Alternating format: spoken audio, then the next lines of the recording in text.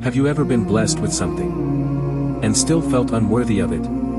Like deep down you knew. This gift isn't just for you. It's a test and a responsibility.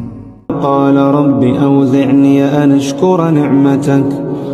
أشكر نعمتك التي أنعمت علي وعلى والدي وأن أعمل صالحا ترضاه وأدخلني برحمتك في عبادك الصالحين.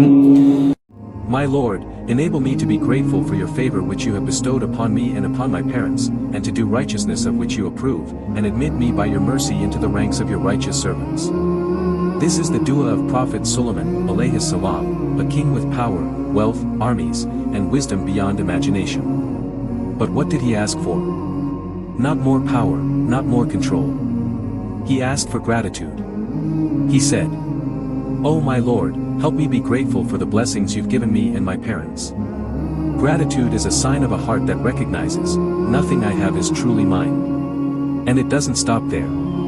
He asks for the ability to do righteous deeds that you will be pleased with.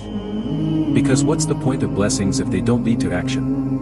And finally, the most humble part. Admit me by your mercy into the ranks of your righteous servants.